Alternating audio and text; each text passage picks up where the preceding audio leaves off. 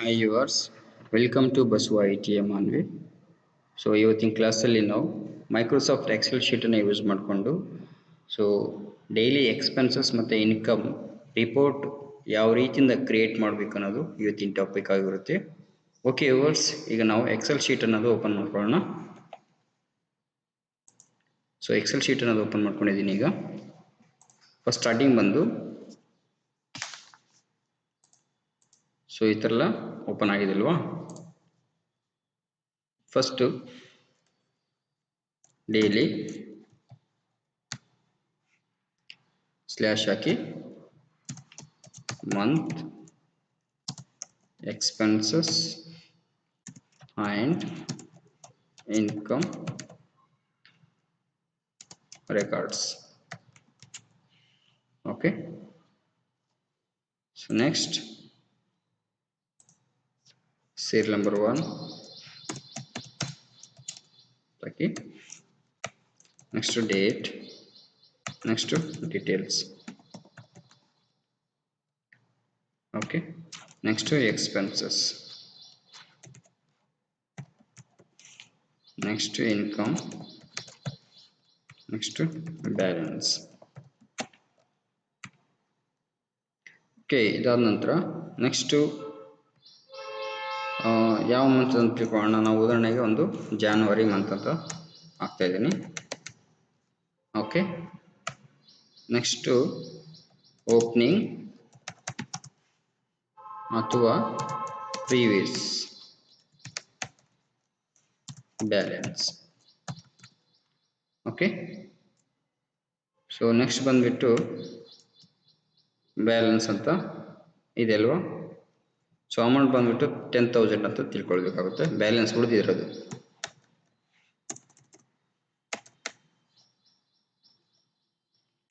Okay, so last ಬಂದ್ಬಿಟ್ಟು cash balance ಅಂತ ಹಾಕೋಣ.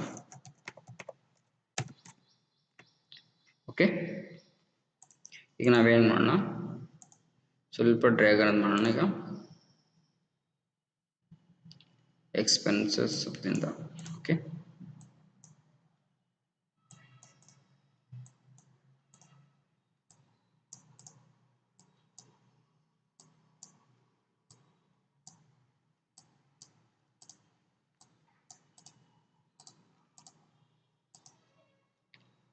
ಸೊ ಇದನ್ನ ಇಟ್ಕೊಂಡು ಈ ಥರ ಡ್ರ್ಯಾಗ್ ಮಾಡ್ಕೊಳ್ರಿ. ನಂಬರ್ ಮೇಲೆ ಸೆಲೆಕ್ಟ್ ಮಾಡ್ಕೊಳ್ಳಿ, ಈ ಥರ ಮಾಡ್ಕೊಳ್ಳಿ. ಸೈಜ್ ಅನ್ನೋದು ಇನ್ಕ್ರೀಸ್ ಮಾಡ್ಕೊಳ್ಳಿ ಸ್ವಲ್ಪ. ಓಕೆ, ಸೊ ಇದನ್ನು ಮರ್ಜೆನ್ಸ್ ಮಾಡಿ. ಓಕೆ, ಇದು ಸ್ವಲ್ಪ ಕೆಳಗಡೆ ಮಾಡ್ಕೊಳ್ರಿ. ಸೊ ರ್ಯಾಪ್ ಟೆಕ್ಸ್ಟ್ ಮಾಡ್ಕೊಂಬಿಡಿ. ಇದು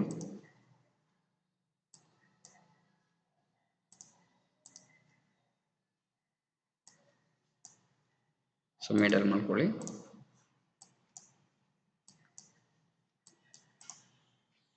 ಓಕೆ, ಸೊ ಇದಕ್ಕೊಂದು ಬಾರ್ಡರ್ ಅಂತ ಹಾಕ್ತಾ ಇದ್ದೀನಿ, ಇಷ್ಟ ಹಾಕ್ತಾ ಇದ್ದೀನಿ.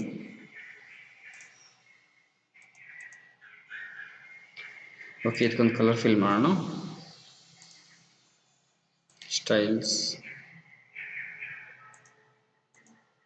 ಸೊ ಇದಕ್ಕೊಂದು ಸ್ಟೈಲ್ ಹಾಕೋಣ.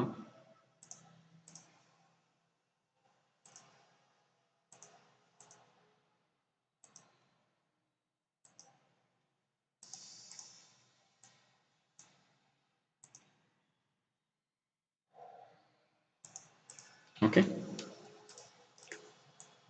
ಸ್ವಲ್ಪ ಸೈಜ್ ಅನ್ನೋದು ಇನ್ಕ್ರೀಸ್ ಮಾಡ್ಕೊಳ್ಳೋಣ.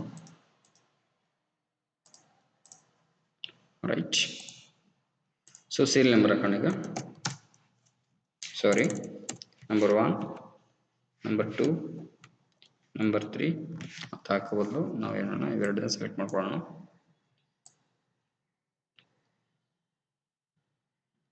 ಫಿಫ್ಟೀನ್ ಡೇಸ್ದ ತಗೋತಾ ಇದ್ದೀನಿ ನಾನೀಗ.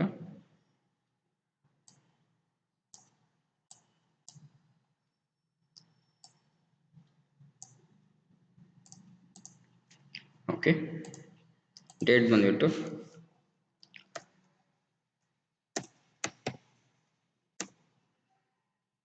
ಜಾನ್ವರಿ ಮಂತ್ ತೊಗೊಳ್ತಾ ಇದ್ದೀನಲ್ವಾ.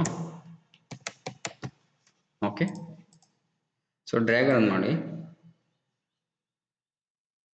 ಅಪ್ ಟು 14 ವರೆಗೂ. ಓಕೆ, ಡೀಟೇಲ್ಸ್ ನಾವು ಏನು ತೊಗೊಳ್ತಾ ಇದ್ದೀವಿ ಅಂದರೆ ಯಾವುದ್ರ ಸಲುವಾಗಿ ನಾವು ಎಕ್ಸ್ಪೆನ್ಸಸ್ ಮಾಡ್ತಾ ಇದ್ದೀವಿ ಮತ್ತು ಯಾವುದ್ರ ಸಲುವಾಗಿ ನಮ್ಗೆ ಇನ್ಕಮ್ ಬರ್ತಾ ಇದೆ ಎಂಬುದು ಇಲ್ಲಿ ಡೀಟೇಲ್ಸ್ ಆಗಿ ನಾವು ಎಂಟ್ರಿ ಮಾಡಬೇಕಾಗ್ತದೆ. ಸ್ವಲ್ಪ ವಿಡ್ತ್ ಅನ್ನೋದು ಜಾಸ್ತಿ ತಗೊಳ್ಳಿ. ಸೊ ಎಕ್ಸ್ಪೆನ್ಸಸ್ ಮತ್ತು ಇನ್ಕಮ್ ಇದನ್ನು ಸ್ವಲ್ಪ ಬ್ಲ್ಯಾಕ್ ಕಲರ್ ಹಾಕೊಂಡು ನಾನು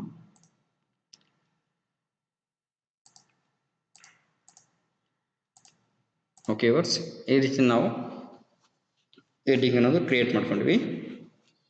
ಈಗ ಜಸ್ಟ್ ಎಕ್ಸಾಂಪಲ್ ನೋಡೋಣ. ಈಗ ಡೀಟೇಲ್ಸ್ ಯಾವುದೋ ಒಂದು ಪವರ್ ಬಿಲ್ಲು, ಓಕೆ, ಸೊ ಯಾವುದಕ್ಕೆ ಸಂಬಂಧಪಟ್ಟಿದ್ದು ಎಕ್ಸ್ಪೆನ್ಸಸ್ ಆಗಿದೆ, ಅದು ಎಕ್ಸ್ಪೆನ್ಸ್ ಜಾಗದಾಗ ನಾವು 500 ರೂಪೀಸ್ ಪವರ್ ಬಿಲ್ ಕಟ್ಟಿದಾಗ, ಬಿಲ್ ಅಮೌಂಟು ಪೇಮೆಂಟ್ ಮಾಡಿದಾಗ ಆಟೋಮೆಟಿಕ್ ಬ್ಯಾಲೆನ್ಸ್ ಅನ್ನೋದು ಡಿಕ್ರೀಸ್ ಆಗಬೇಕು. ಯಾವುದಾದ್ರೂ ಕಮಿಷನ್ ಏನಾದರೂ ಬಂದಾಗ, ಇನ್ಕಮ್ ಅನ್ನೋದು ಜನರೇಟ್ ಆದಾಗ ಇಲ್ಲಿ ಹಾಕಿದಾಗ ವ್ಯಾಲ್ಯೂ ಆಟೋಮೆಟಿಕ್ ಆಗಿ ಇಲ್ಲಿ ಬ್ಯಾಲೆನ್ಸ್ ಅನ್ನೋದು ಇನ್ಕ್ರೀಸ್ ಆಗಬೇಕು. ಓಕೆ, ಯಾವ ರೀತಿಯಿಂದ ಮಾಡೋಣ? ನಮಗೆ ಎಷ್ಟು ಉಳ್ಕೊಂಡಿದೆ ನೋಡಿ, ಇದು 10,000 ರೂಪೀಸ್ ಬ್ಯಾಲೆನ್ಸ್ ಅನ್ನೋದು ಐತೆ. ಸೊ ಇಲ್ಲಿ ಕರ್ಸರ್ನ ಕ್ಲಿಕ್, ಸೊ ಸೆಲ್ ಪಾಯಿಂಟನ್ನು ಸೆಲೆಕ್ಟ್ ಮಾಡ್ಕೊಳ್ಳಿ. ಸೆಲೆಕ್ಟ್ ಮಾಡ್ಕೊಂಡ್ಮೇಲೆ ಇಸ್ಕೋಸ್ಟ್ ಅಂತ ಅಂದರೆ ಈಕ್ವಲ್ ಅಂತ ಹಾಕಿ, ಈಕ್ವಲ್ ಹಾಕಿದ ಮೇಲೆ ಸೊ ಈ ನಂಬರ್ನ ಸೆಲೆಕ್ಟ್ ಮಾಡ್ಕೊಳ್ಳಿ. ಏನು ಓಕೆ, ಈಗ ಪ್ಲಸ್ ಹಾಕಿ ಈ ನಂಬರ್ನ ಸೆಲೆಕ್ಟ್ ಮಾಡ್ಕೊಂಡ್ರಲ್ವ, 10,000 ಅನ್ನೋ ನಂಬರ್ನ ಸೆಲೆಕ್ಟ್ ಮಾಡ್ಕೊಂಡ್ರಿ. F1 ಓಕೆ, F1 ಇದೆ ಅಂತ ಅರ್ಥ. F1 ಅಡ್ರೆಸ್ ಏನಿದೆ F1. ಸೊ ನೆಕ್ಸ್ಟು ಇನ್ಕಮ್ ಅಂದರೆ ನಮಗೆ ಆ್ಯಡ್ ಆಗುತ್ತಲ್ವಾ, ಈ ಸೆಲ್ನ ಸೆಲೆಕ್ಟ್ ಮಾಡ್ಕೊಳ್ಳಿ. ನೆಕ್ಸ್ಟ್ ಮೈನಸ್ ಅಂದರೆ ಸೊ ನಮಗೆ ಎಕ್ಸ್ಪೆನ್ಸಸ್ ಆಗ್ತಾ ಇರೋದ್ರಿಂದ ನಾವು ಮೈನಸ್ ಅಂತ ಹಾಕಬೇಕಾಗುತ್ತೆ. ಹಂಗಾಗಿ ಇಲ್ಲಿ ಸೆಲ್ ಪಾಯಿಂಟರ್ನ ಎಕ್ಸ್ಪೆನ್ಸಸ್ ಏನು ಮಾಡಬೇಕು, ಈ ಸೆಲ್ ಪಾಯಿಂಟರ್ನ ಸೆಲೆಕ್ಟ್ ಮಾಡಿಕೊಡ್ರಿ, ಎಂಟರ್ ಅಂತ ಮಾಡಿ. ಈಗ ನಮ್ಗೆ ಎಷ್ಟಿದೆ ಬ್ಯಾಲೆನ್ಸ್? 10,000 ಇದೆ. ಸೊ ಯಾವ ರೀತಿ ಟ್ರಾನ್ಸಾಕ್ಷನ್ ಅನ್ನೋದು ಎಂಟ್ರಿ ಅನ್ನೋದು ಮಾಡಿಲ್ಲ, ಹಾಗಾಗಿ ಇಲ್ಲಿ 10,000 ಅಂತ ನಮಗೆ ಅಮೌಂಟನ್ನು ತೋರಿಸ್ತಿದೆ. ಈಗ ಉದಾಹರಣೆಗೆ ನೋಡಿ, ಈಗ power bill paid,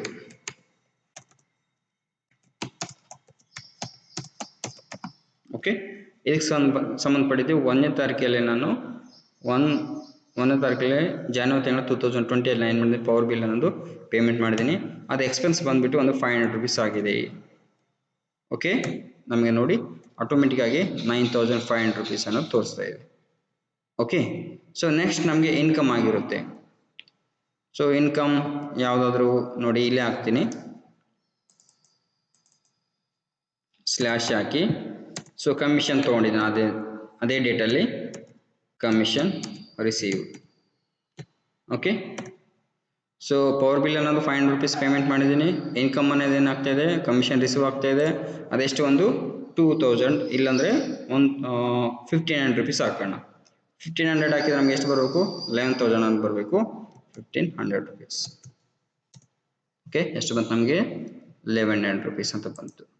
so next ಬಂದುಬಿಟ್ಟು ಯಾವುದೋ ಒಂದು ಸ್ಯಾಲ್ರಿ ಪೇಯ್ಡ್, ಎಷ್ಟು, ಒಂದು 5,000 ರೂಪೀಸ್. ಓಕೆ, ಸೊ ಇಲ್ಲಿ ನಿಮಗೆ ಫಾರ್ಮುಲಾ ಅಪ್ಲೈ ಆಗ್ತಿಲ್ಲ. ಸೊ ಅಪ್ಲೈ ಆಗಬೇಕಪ್ಪ ಅಂದರೆ ಮತ್ತೇನು ಮಾಡಿ, ಸೊ ಇಲ್ಲಿ equal hockey, same as it is. ಈ ಬ್ಯಾಲೆನ್ಸ್ ಇದೆ ಅಲ್ವಾ, ಇದು ನಮಗೆ ಪ್ರೀವಿಯಸ್ ಇದೆ ಅಲ್ವಾ. ಓಕೆ, ಇದನ್ನು ಸೆಲೆಕ್ಟ್ ಮಾಡ್ಕೊಳ್ಳಿ. Okay, plus mark.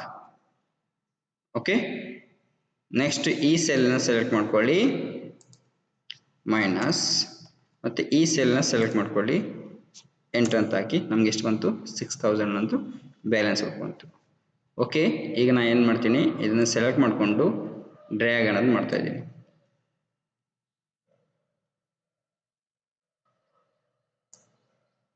ಓಕೆ, ಎಷ್ಟು ಉಳ್ಕೊಂಡು ನಮಗೆ 6,000 ಅನ್ನೋದು ಉಳ್ಕೊಂತು. ಓಕೆ, ಈಗ ನಾನು ಏನು ಮಾಡ್ತೀನಿ, ಒಂದು 2,000 ಅನ್ನೋದು ಇನ್ಕಮ್ ಆಗಿದೆ. ಅಥವಾ ಸೊ ಸ್ಯಾಲ್ರಿ ಪೇಯ್ಡ್ ಅಲ್ಲಿ ಹಾಕೋದಲ್ಲದೆ ನೆಕ್ಸ್ಟು ಬೇರೆ ಯಾವುದಾದ್ರೂ ಒಂದು ಇಂಟ್ರೆಸ್ಟ್ ತೊಗೊಂಡಿದ್ದೀನಿ ಯಾರ ಕಡೆಯಿಂದ, ಒಂದು ಇಂಟ್ರೆಸ್ಟ್ ರಿಸೀವ್ ಆಗಿದೆ.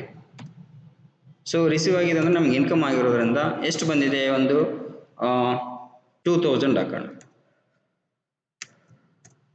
ಓಕೆ, ಟ್ಯಾಬ್ ಪ್ರೆಸ್ ಮಾಡಿ, ನಮಗೆ ಆಟೋಮೆಟಿಕ್ಕಾಗಿ ಬ್ಯಾಲೆನ್ಸ್ ಶೀಟಲ್ಲಿ ಎಷ್ಟು ತೋರಿಸ್ತದೆ? 8,000. ಉಳಿದಿವೆಲ್ಲ 8,000 ಅಂತ ತೋರಿಸ್ತಾ ಇದೆ. ನೆಕ್ಸ್ಟು ಸೊ ಮತ್ತೆ ಏನಾದರೂ ಸ್ಯಾಲ್ರಿ ರಿಸೀವ್ ಆಗ್ತಾ ಇದೆ. ಓಕೆ, ನಮ್ಗೆ ಎಷ್ಟು ಬಂತು ನೋಡಿ. ಈಗ ಇನ್ಕಮ್ ಆಗ್ತಾ ಇದ್ದೀನಿ, ಸ್ಯಾಲ್ರಿ ರಿಸೀವ್ಡ್ ಅಂದರೆ ಒಂದು 8000 ಹಾಕ್ತೀನಿ. ನಮ್ಗೆ ಎಷ್ಟಾಗಬೇಕು? 16 ಆಗಬೇಕು ಬ್ಯಾಲೆನ್ಸಲ್ಲಿ. ನೋಡಿ ಎಷ್ಟು ಬಂತು ನಮಗೆ 16 ಅಂತೇಳಿ ಡಿಸ್ಪ್ಲೇ ಆಗ್ತಾ ಇದೆ. ಸೊ ಇಲ್ಲಿ ನಿಮಗೆ ಕೆಳಗಡೆ ತೋರಿಸಬಹುದು, ಡೈರೆಕ್ಟಾಗಿ ಇಲ್ಲಿ ನಿಮಗೆ ಕ್ಯಾಶ್ ಬ್ಯಾಲೆನ್ಸ್ ಅಂತ ತೋರಿಸ್ಬೇಕಂತಂದರೆ, ಅಂದರೆ 16,000 ಏನು ಇಲ್ಲಿ ಡಿಸ್ಪ್ಲೇ ಆಗ್ತಾ ಇರೋ ಅಮೌಂಟು, ಇದೇ ಅಮೌಂಟು ಇಲ್ಲಿ ನಿಮಗೆ ಡಿಸ್ಪ್ಲೇ ಆಗಬೇಕು ಹೆಡ್ಡಿಂಗಲ್ಲಿ.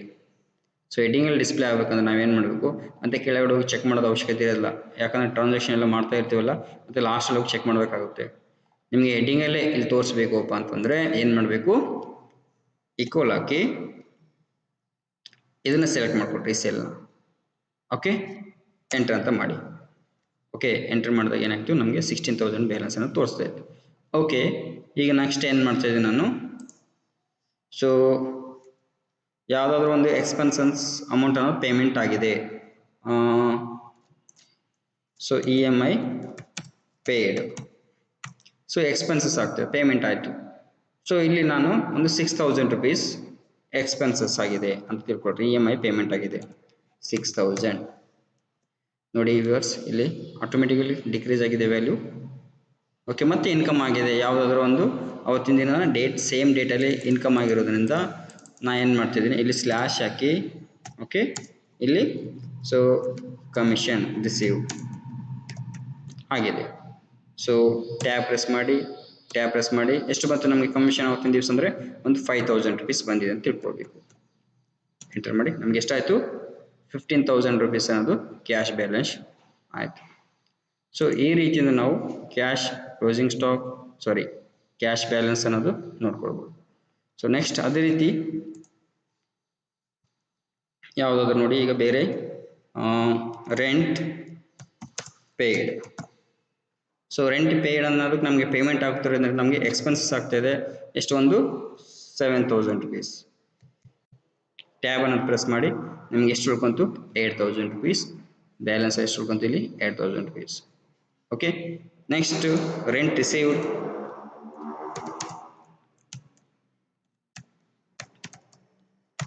ಓಕೆ, ಎಷ್ಟು ಬಂದಿದೆ ನಮಗೆ, ಒಂದು 8,000. ಎಷ್ಟು ರಿಸೀವ್ ಮಾಡ್ಕೊಳ್ತಾ ಇದ್ವಿ, 8,000 rupees ಅನ್ನೋದು ರಿಸೀವ್ ಮಾಡ್ಕೊಳ್ತಾ ಇದ್ವಿ. ಟ್ಯಾಬ್ ಅನ್ನು ಪ್ರೆಸ್ ಮಾಡಿ ನಮಗೆ 16,000 rupees ಅನ್ನೋ ಬ್ಯಾಲೆನ್ಸ್ ತೋರಿಸ್ತದೆ. ಸೊ ಇದಕ್ಕೆ ಏನು ಮಾಡಿ, ಒಂದು ಕಲರನ್ನು ಆ್ಯಡ್ ಮಾಡಿ.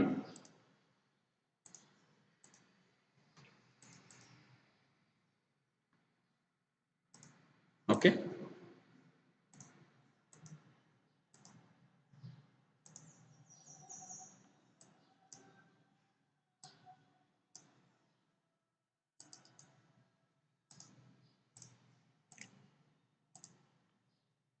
ಸೊ ಎಲ್ಲ ಸೆಲೆಕ್ಟ್ ಮಾಡ್ಕೊಳ್ಳಿ, ಸೆಂಟ್ರಲ್ ಅಂತ ಮಾಡ್ಕೊಂಡು.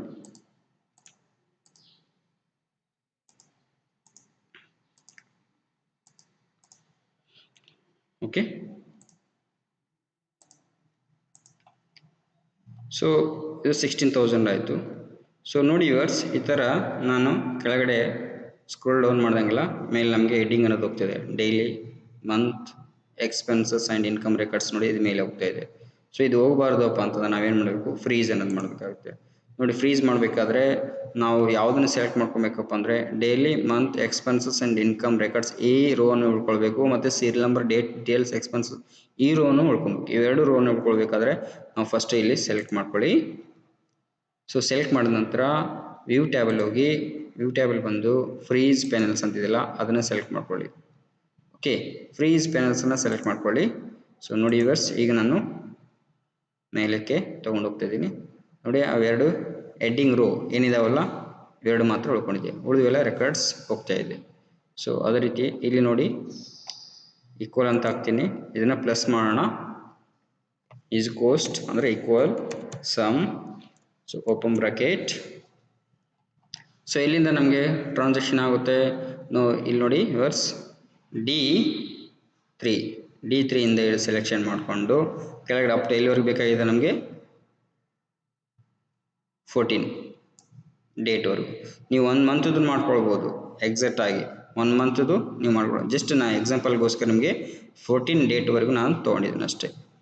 ಓಕೆ, ಈಗ ಬ್ರಾಕೆಟನ್ನು ಕ್ಲೋಸ್ ಮಾಡ್ಕೊಳ್ಳಿ, ಎಂಟರ್ ಮಾಡಿ. ನಮಗೆ 18,500 rupees ಅನ್ನೋದು ಏನು ತೋರಿಸ್ತದೆ, ಎಕ್ಸ್ಪೆನ್ಸಸ್ ಕಾಲಮಲ್ಲಿ ತೋರಿಸ್ತದೆ. ಅದೇ ರೀತಿಯಾಗಿ ಈಕ್ವಲ್ ಸೊ ಇದನ್ನು ಸೆಲೆಕ್ಟ್ ಮಾಡ್ಕೊಳ್ಳಿ.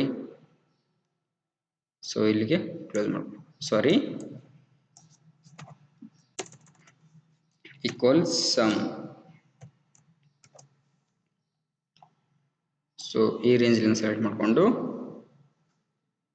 ಸೊ ಕ್ಲೋಸ್ ಅನ್ನೋದು ಮಾಡಿ.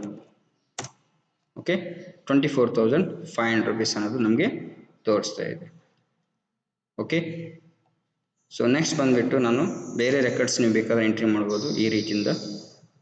ಸೊ ಈ ರೀತಿಯಿಂದ ಫ್ರೀಸ್ ಮಾಡ್ಕೊಳ್ಬೋದು, ಈ ಥರ ಎಡಿಂಗ್ ಮಾಡ್ಕೊಳ್ಬೋದು. ಈ ಥರ ನಾವು ಡೈಲಿ ಮತ್ತು ಮಂತ್ಲಿ ಎಕ್ಸ್ಪೆನ್ಸ್ ಇನ್ಕಮ್ ಯಾವ ರೀತಿಯಿಂದ ಕ್ರಿಯೇಟ್ ಮಾಡಬೇಕು ಅನ್ನೋದು ವಿತಿನ್ ಟಾಪಿಕಲ್ಲೇ ತಿಳ್ಕೊಂಡಿದ್ದೀವಿ. ಓಕೆ ವ್ಯೂವರ್ಸ್, ಈ ವಿಡಿಯೋ ಇಷ್ಟ ಆಗಿದ್ರೆ ಲೈಕ್ ಮಾಡಿ, ಶೇರ್ ಮಾಡಿ, ಕಮೆಂಟ್ ಮಾಡಿ. ಸೊ ನಮ್ಮ ಬಸವ ಐ.ಟಿ.ಐ ಚಾನಲ್ನ ಸಬ್ಸ್ಕ್ರೈಬ್ ಮಾಡಿ. ನಮ್ಮ ಬಸವ ಐ.ಟಿ.ಐ ಚಾನಲ್ನ ಸಬ್ಸ್ಕ್ರೈಬ್ ಮಾಡೋದ್ರಿಂದ ನಾವು ಮಾಡುವಂಥ ವಿಡಿಯೋಗಳು ನಿಮಗೆ ನೋಟಿಫಿಕೇಶನ್ ಬರ್ತಾನೆ ಇರ್ತೇವೆ. Okay viewers, thank you so much.